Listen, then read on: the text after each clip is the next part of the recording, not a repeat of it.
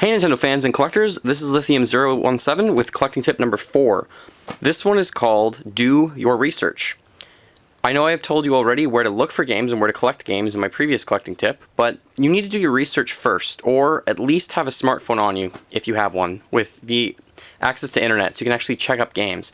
I don't even have a smartphone, so it sounds like I'm in the prehistoric ages. It's not something that I ever really wanted to get to, and I'm on the verge of getting one soon. But I don't have internet on my phone, so I never really check for games prices, so I have made some mistakes. So here's just some tips about doing research, and I will have some links throughout the video about where you can go to do some research.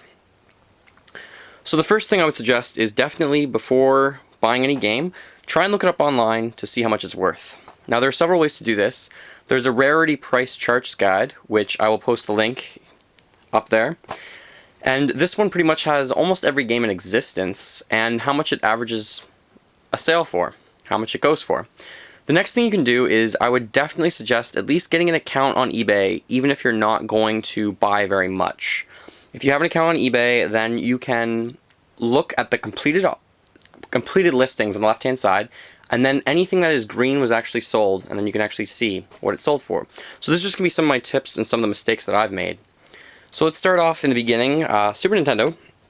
So I was out one time at my local game shop, and I picked up Gun and Smoke because I thought it was a rare game, and I had it in my mind that it was. I texted a friend seeing if they could look up the price for me, but I didn't have time, and I bought it.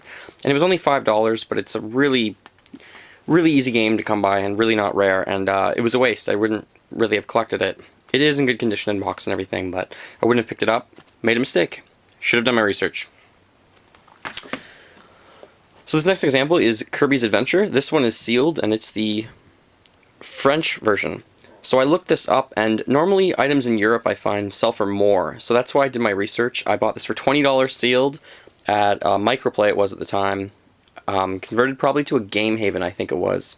So it was 20 bucks, and I looked and I saw it, and I went home, I did some research, and I came back and I thought that 20 bucks was a reasonable deal, so I came back and bought it. And we might as well move on to the Super Nintendo. Let's go in order of consoles, maybe.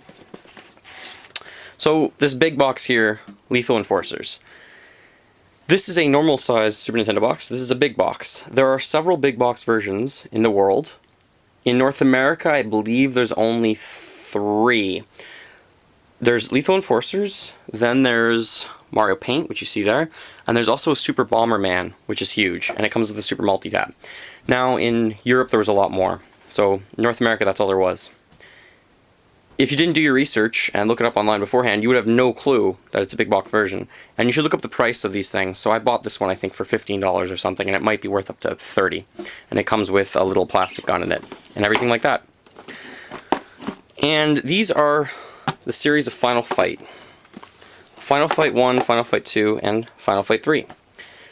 Now, I had no idea what Final Fight Guy was, and Guy is a character in Final Fight.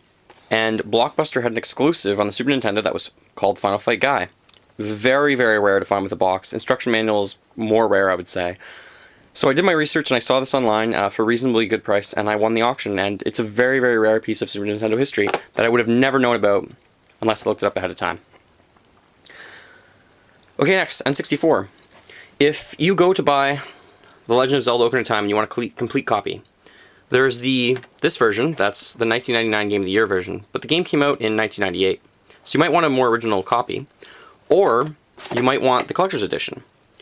So the Collector's Edition is just more of a shiny case that you can see there, and it does say Collector's Edition on it, but the back and most of the rest is the same. But if you're getting the holographic cart with it, or the specialized gold cart, the holographic carts with Majora's Mask, this is Ocarina of Time, then you definitely want to have the corresponding box. So make sure you know what you're getting, and you look it up ahead of time. On to the GameCube. There's a lot of Player's Choice versions for Nintendo games, and normally Player's Choice versions don't sell for as much as the other versions. So this is Beautiful Joe 2. I only have Beautiful Joe 1 as a Player's Choice in the Game of the Year edition. Not edition, just the Game of the Year sticker on it, but I would have rather had it as a black sticker. So if you're a collector, normally you should know that the Player's Choice versions aren't as sought after as the originals. And then the last thing was, on the Wii, Metroid Prime Trilogy. So I saw a few sealed copies, and I decided to buy them. I heard online that they were going out of print. I heard online, and I did some research, and I found out that yes, they were going out of print, and that they would not bring them back. This was it. So I ran out to a few Blockbusters and found a few copies and bought them for 60 bucks. And you can sell them online now for 100 because it's such a good game. So I kept this sealed and bought it, but I would have never heard about it unless it was online, kind of looking around every once in a while. So collecting tip number 4, definitely do your research before buying. I was just going on rarity price charts or just searching in Google value of video games, things like that. And definitely use eBay completed listings. I'm not suggesting that you always buy things on eBay, but if you're a member of eBay, then you can look at the completed listings. You do have to sign in to do that. If you're not signed in, you won't be able to use the option. So have a great day, guys, and talk to you another time with another collecting tip.